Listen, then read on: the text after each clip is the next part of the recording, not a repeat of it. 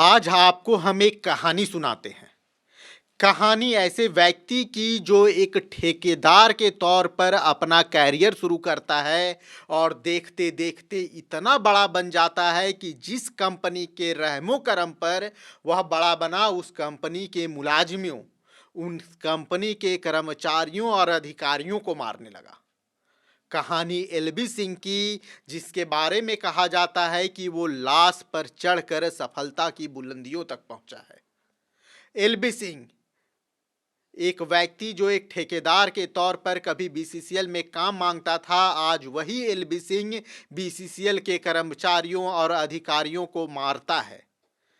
Devprabha outsourcing, इसका नाम आपने हमेशा सुना होगा। जब भी धनबाद के कोयलांचल में कोई विवाद पनपता है तो कहीं ना कहीं देवप्रभा आउटसोर्सिंग और एलबी सिंह का नाम सामने आता है। कोयला और अवैध कोयले के कारोबार का बेताज बादशाह बना एलबी सिंह किस तरीके से इस बुलंदी पर पहुंचा है, हम उसकी भी कहानी बताएंगे। आखिर कौन है एलबी सिंह, हम आपको वो भी समझाएंगे। और एलबी सिंह का रसूख इतना क्यों है कि उस पर कभी कार्रवाई नहीं होती, हम आपको वो भी कहानी बताएंगे। चलिए पहले एलबी सिंह की शुरुआत की बात करते हैं। एलबी सिंह झारखंड का रहने वाला तो बिल्कुल भी नहीं है।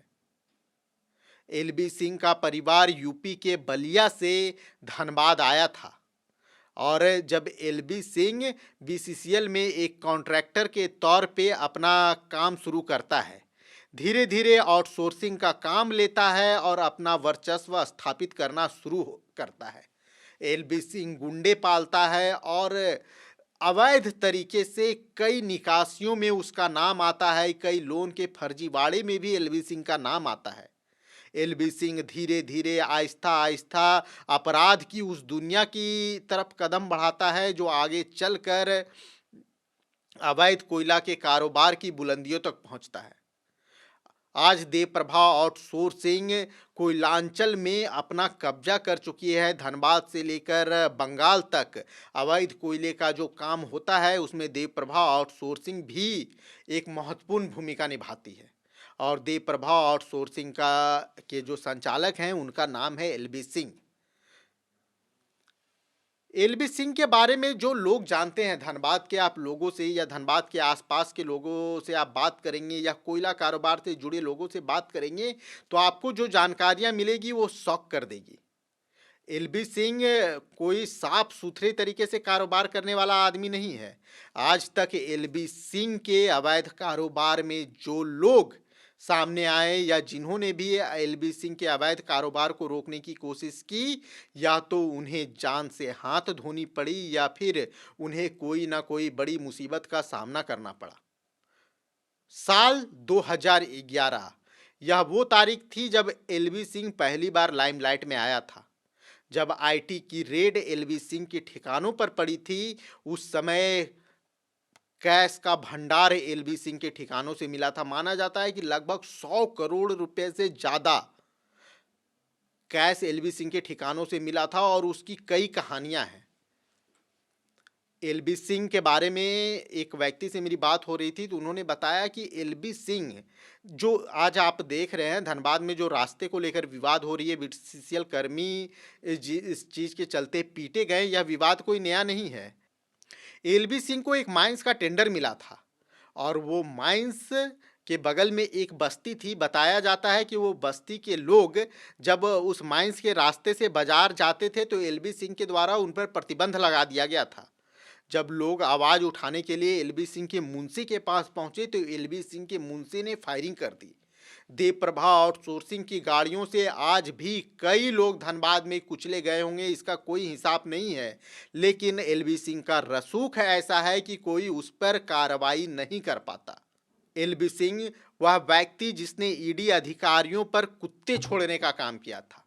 जिस ईडी के डर से पूरे देश में दहशत है, उस ईडी की टीम जब धनबाद में जांच करने के लिए पहुंची थी तो एलबी सिंह के द्वारा उन पर कुत्ते छोड़े गए थे। सूत्र बताते हैं कि एलबी सिंह अपने फाइलों को रफा दफा करना चाहता था, अपने काले कारनामों को दबाना चाहता था, इसलिए ईडी अधिकारियों पर कुत्ते छोड़े गए थे। ताकि उन्हें उसे कुछ समय मिल सके और वो फाइलें गायब हो सके जिसमें एलबी सिंह के पूरे काले कारनामों का करतूत है। एलबी सिंह के खदानों में कई मजदूरों की मौत हुई है, लेकिन एलबी सिंह का रसूख ऐसा है कि कभी उस पर उंगली नहीं उठती। एलबी सिंह हमेशा विवादों में फंसता है, हमेशा उस पर कई तरह के आरोप लगते हैं, लेकिन अपने रसूख की वजह से एलबी सिंह हमेशा उन विवादों से, उन आरोपों से बरी होता है। इसके पीछे की भी कहानी है। कोयलांचल के सभी बड़े राजनीतिक घरानों से एलबी सिंह के अच्छे संबंध हैं। यही वजह है कि एलबी सिंह राजनीति में भी अपना कैरियर बनाने की कोशिश कर रहे थे। 2024 विधानसभा चुनावों में एलबी सिंह ने बीजेपी की तरफ से टिकट लेने के लिए एड़ी चोटी का जोड़ लगाया था। धनबाद में जब रायशुमारी चल रही थी, उस समय एलबी सिंह के कार्यकर्ताओं और वर्तमान विधायक के कार्यकर्ताओं के बीच झड़प की खबरें भी आई थी, लेकिन पार्टी आला कमान ने जब राज सिन्हा को टिकट दिया तब एलबी सिंह ने उनकी जीत के लिए अपील की थी।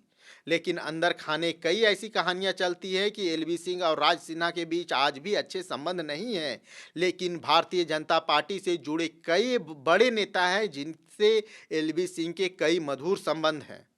सिर्फ भारतीय जनता पार्टी ही नहीं, अन्य दलों के नेताओं के साथ भी एलबी सिंह के अच्छे संबंध हैं।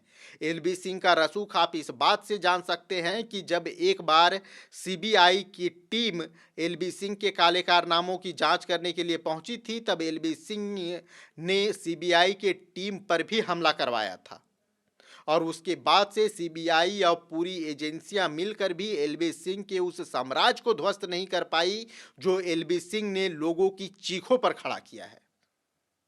एलबी सिंह आज अपने आप को सफल व्यवसायी के रूप में मानते हैं, लेकिन एलबी सिंह का इतिहास इतना काला है कि काला कोयला भी उसके सामने गोरा नजर आए। एलबी सिंह ने हमेशा झारखंड के मजदूर, वंचित, शोषित, पिछड़ित लोगों का शोषण करने का काम किया है। बलिया से आए एक व्यक्ति ने झारखंड को लूटने का काम किया है और उसमें उसका साथ दिया है भ्रष्ट अधिकारियों ने, जो कभी एलबी सिंह को खड़ा करने में अपनी महत्वपूर्ण भूमिका निभा रहे थे, क्योंकि इससे उनका कमीशन सेट हो रहा था। और आज वही बीसीसीएल के अधिकारी जब एलबी सिंह के गुंडों के द्वारा पीटे जाते हैं तो धरने पर बैठते हैं। ये कहानी एलबी सिंह के उस साम्राज्य की है जो एलबी सिंह ने झूठ, फरेब और ताकत के दम पर हासिल की है। एलबी सिंह आज भी कई गुंडों को पालता है और जब भी कुछ ऐसा विवाद होता है तो एलबी सिंह के गुंडे वहां मारपीट करने के लिए पहुंच जाते हैं। यही वजह है कि एलबी सिंह के खिलाफ ज़्यादा आपको बयान देने वाले नहीं मिलेंगे, ज़्यादा मुंह खोलने वाले लोग नहीं मिलेंगे, क्योंकि एलबी सिंह का रसूख ऐसा है कि जो मेरे खिलाफ बोलेगा उसे मार दिया जाएगा। एलबी सिंह की कहानी इतनी भयावह है कि उसे एक बार में बता पाना संभव नहीं है, लेकिन आज जो घटना बीसीसीएल एरिया संख्या 10 में हुई है वह अब बताती है कि एलबी सिंह बीसीसीएल से भी ज़्यादा ताकतवर हो चुका है, क्योंकि जिस बीसीसीएल ने उसे खड़ा करने का काम किया, आज उसी बीसीसीएल के कर्मी और अधिकारी एलबी सिंह के गुंडों के द्वारा पीटे जा रहे हैं। यह कहानी एलबी सिंह की है जो एक किस्तों में खत्म नहीं हो सकती, लेकिन एलबी सिंह के गुनाहों पर हम लगातार कोई ना कोई रिपोर्ट लाते रहेंगे और एलबी सिंह जैसे गुनहगारों की सच्चाई आपको बताते रहेंगे। देव प्रभा आउटसोर्सिंग के नाम पर एलबी सिंह कई काले कारनामों को अंजाम देता है और कई भ्रष्ट अधिकारी उसमें उसका साथ देते हैं। खबर का मतलब बवाल न्यूज, हमारे चैनल को सब्सक्राइब जरूर करें।